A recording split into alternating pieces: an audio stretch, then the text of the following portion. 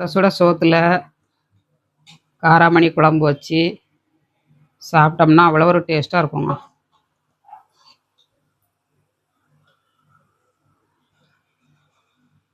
Emmy எம்மி தட்டாம்பயிறு குழம்புங்க. ஹை ஃப்ரெண்ட்ஸ், எல்லாரும் எப்படி இருக்கீங்க? நல்லா இருக்கீங்களா? இன்னைக்கு சூப்பராட்டு மதியம் லஞ்சுக்கு தட்டாம்பயிறு குழம்பு வைக்க போகிறாங்க. தட்டாம்பயிறு குழம்பு எப்படி பண்ணுறதுன்னு பார்க்கலாம். நிறைய பேர் அந்த தட்டாம்பயிறு வந்து காராமணின்னு சொல்லுவாங்க. ரொம்ப நல்லாயிருக்கும் டேஸ்ட். வந்து நம்ம கொண்டக்கடலை போட்டு குழம்பு வைக்க பாருங்க, அதே மெத்தடில் தான் வைக்கணும். ஆனால் இது கூட வந்து பூசணிக்காய், மஞ்சள் பூசணிக்காய் இருக்கு பாருங்க. மஞ்சள் பூசணிக்காய் வந்து என்ன சொல்லுவாங்க, பரங்கிக்காய். பரங்கிக்காய் போட்டு கத்திரிக்காய், முருங்கைக்காய், தக்காளி எல்லாம் போட்டு இன்றைக்கி குழம்பு வைக்க போகிறேன். ரொம்ப டேஸ்டியாக இருக்கும். இது கூட சுட்டப்பளம் மட்டும் போதுங்க, சைட் டிஷ் எதுவும் தேவையே இல்லை. ரொம்ப நல்லாயிருக்கும் அட்டகாசமாட்டு. இது எப்படி பண்ணுறதுன்னு பார்க்கலாம். இன்றைக்கி மதியம் லஞ்சுக்கு எங்கள் வீட்டில் இன்றைக்கி தட்டாம்பயிறு குழம்புங்க. வாங்க எப்படி பண்ணுறதுன்னு பார்க்கலாம். தட்டாம்பயிறு புளி குழம்புக்கு ஒரு முருங்கைக்காங்க, மாங்காய் நம்ம இதில் கொஞ்சம் கட் பண்ணி போட்டுக்கணும். மஞ்சள் பூசணி, கத்திரிக்காய் ஒரு 3 கத்திரிக்காய் எடுத்துருக்கேன். தக்காளி ஒரு தக்காளிங்க. தட்டாம்பயிறு ஒரு சின்ன பவுலுக்கு ஒரு பவுல் எடுத்துருக்கேன். உங்களுக்கு தேவைக்கு தகுந்தபடி எடுத்துக்கோங்க. இது நல்லா கழுவி எடுத்துக்கலாம். கழுவி எடுத்து முங்குற அளவுக்கு தண்ணி விட்டு வேக வைக்கணும். தட்டாம்பயிறு வந்து கழுவி எடுத்தாச்சு. முங்குற அளவுக்கு தண்ணி வச்சு நம்ம ஒரு 5 விசில் விட்டு எடுத்துக்கணுங்க. நான் ஊறப்படலை, ஊறப்படாமல் தான் வேக வைக்கிறேன். இங்கே ஊறப்படாதான் இருந்தால் ஒரு 3 விசில் விட்டுக்கோங்க.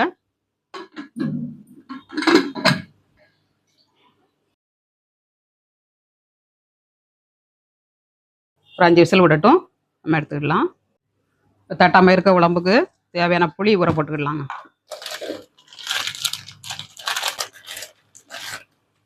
மாங்காய் போடுதேன், தக்காளி போடுதேன், அதனால இந்த அளவுக்கு போட்டுக்கிடுதேன்.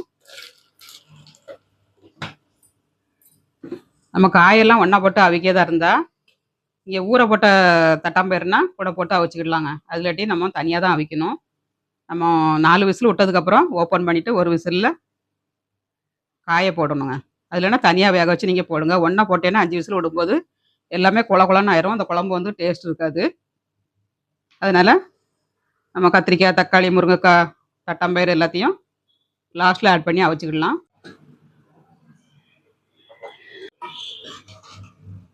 நல்லா அவிஞ்சிருச்சுங்க. நல்லா சாஃப்டாக வந்துருச்சு பாருங்க.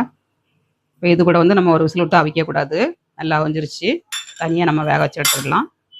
இன்னொரு விசில் விட்டோம்னா கூழாக போயிருங்க. மொட்டை இருந்ததுன்னா நீங்கள் கூட ஒரு விசிலுக்கு விட்டுக்கோங்க காய்கறியை போட்டு. இப்போ நம்ம நல்லா அவிஞ்சிருச்சு. அதனால் காயப்புறம் ஒரு கடாயில் போட்டு வச்சுக்கலாம். முருங்கைக்காய், மஞ்சள் பூசணிங்க,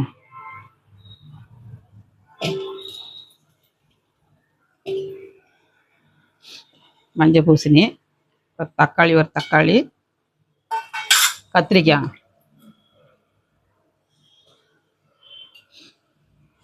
எல்லாத்தையும் போட்டு தண்ணி விட்டு நம்ம வேக வச்சு எடுத்துக்கலாம். கொஞ்சமாக உப்பு போட்டுக்கலாம்.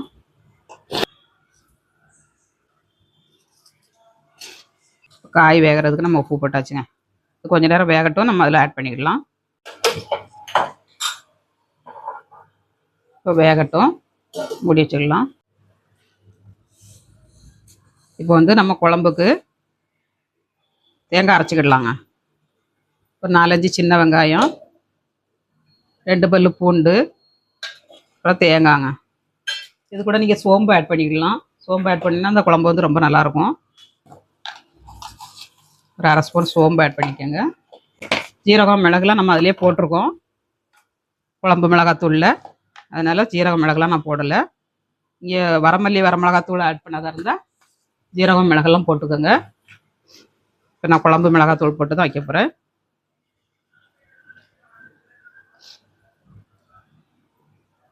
ஒரு 3 ஸ்பூன் போட்டிருக்காங்க. இது நம்ம அரைச்சி எடுத்துக்கலாம்.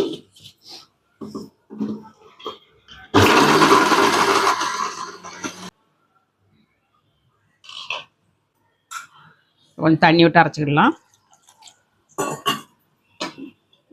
ஃபஸ்ட்டு தேங்காய் கொஞ்சம் குறன்னு அரைச்சிட்டு அப்புறம் தண்ணி விட்டு அரைக்கலாம்.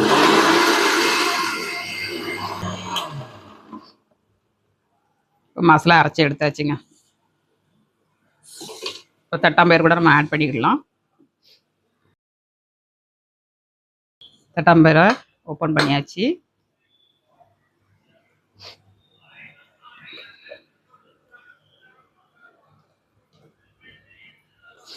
மசாலா ஆட் பண்ணியாச்சு.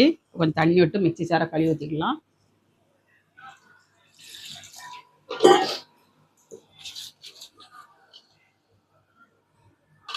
சோம்பு போட்டு அரைச்சனால என்ன மனமாக இருக்குது. மட்டன் குழம்பு வாசம் அடிக்குங்க. குழம்புக்கு வந்து 2 சோம்பு போட்டு அரைங்க, டேஸ்ட் ரொம்ப நல்லாயிருக்கும். மிக்ஸி சாரை கழுவி ஊற்றியாச்சு. மாங்காய் ஆட் பண்ணிடலாம். மாங்காய் வந்து நம்ம அவிய விடக்கூடாதுங்க. கொதிக்கிற நேரத்தில் இது வெந்துடும். ரொம்ப நேரம் வேக விட்டோம்னா நமக்கு தோல் கடுப்பு தன்மை வந்துடுங்க. புளி கரைசலை ஊற்றிடலாம்.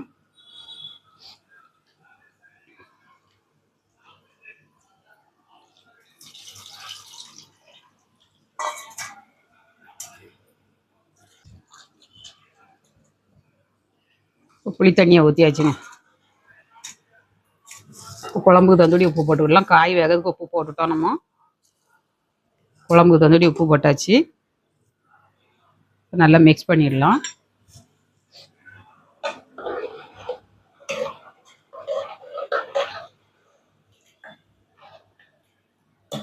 இப்போ காயில் வந்து நமக்கு தண்ணி இருக்குது. அந்த தண்ணியெல்லாம் ஊற்றும்போது கரெக்டாக வந்துடுங்க.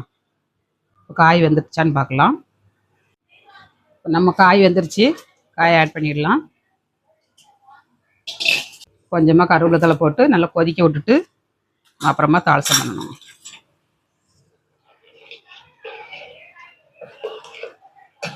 சூப்பரான காராமணி குழம்பு ரெடிங்க. கொதிக்க விட்டுக்கலாம். நல்லா கொதிக்கட்டுங்க. கொதிச்சதுக்கப்புறம் தாளிசம் பண்ணிடலாம்.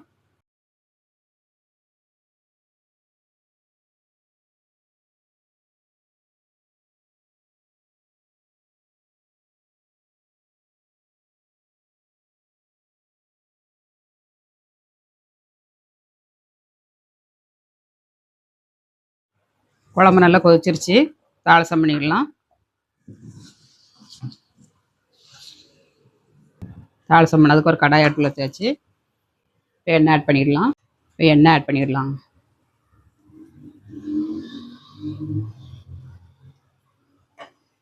குழம்பு மிளகாத்தூள் போடலைன்னா நீங்கள் 2 வெந்தயம் போட்டுக்கோங்க பொரிக்கிறதுக்கு. ஏன்னா குழம்பு மிளகாத்தூளில் நம்ம வெந்தயம் போட்டிருப்போம். வரமல்லி வர மிளகாத்தூள் போடாத இருந்தால் 2 வெந்தயம் போட்டுக்கோங்க. நான் வெறும் கடுகு போட்டு தாளிக்கிறேன்.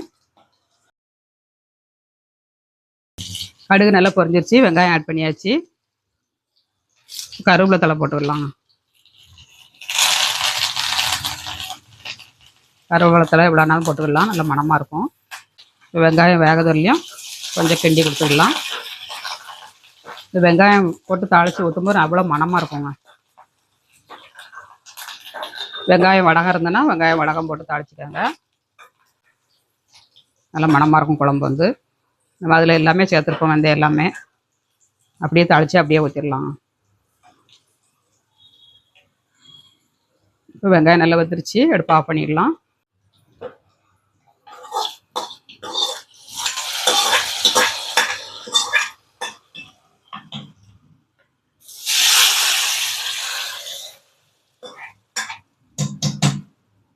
சூப்பராட்டு தட்டம்பயிறு குழம்பு வச்சாச்சுங்க. எவ்வளோ எம்மியாக இருக்குது பாருங்கள். காரக்குழம்பு வந்து இந்த மாதிரி செஞ்சு பாருங்கங்க. இதுக்கு வந்து சுட்ட அப்பளம், பொரிச்ச அப்பளம், கூழ் வடகம், அப்புறமாட்டு கீரை கடைஞ்சிக்கலாம், தடியங்காய் போட்டு கூட்டு வச்சுக்கலாம். அப்புறமா கீரை கூட்டு எதுனாலும் வச்சு சைட் டிஷ்ஷாக வச்சு சாப்பிடலாம். ரொம்ப நல்லாயிருக்கும். இப்போ சாப்பிட்டு பார்க்கலாம் சாதத்தோடு வச்சு. சுட சுட சோறு,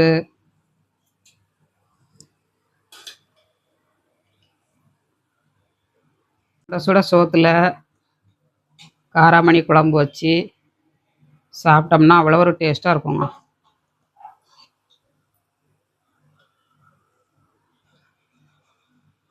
எம்மி எம்மி தட்டாம்பயிறு குழம்புங்க. சூப்பரான தட்டாம்பயிறு குழம்பு ரெடிங்க. சாப்பிட்டு பார்க்கலாங்க. தட்டாம்பயிறு குழம்பு வச்சு சாப்பிட்டு பார்க்கலாம்.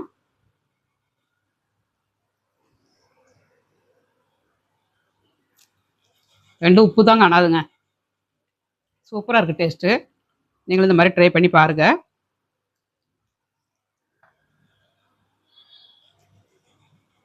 அட்டகாசமாக இருக்குங்க. உங்களுக்கு தட்டாம்பயிரே போதும், நம்மளுக்கு சைட் டிஷ் எதுவுமே தேவையில்ல, அந்த அளவுக்கு டேஸ்ட்டாக இருக்குது. நீங்களும் ட்ரை பண்ணுங்கள். ட்ரை பண்ணிட்டு எப்படி இருந்துச்சுங்க அதை கமெண்ட்ஸ் பண்ணுங்கள், லைக் பண்ணுங்கள். மீண்டும் நெக்ஸ்ட் வீடியோவில் சந்திப்போம். பாய்.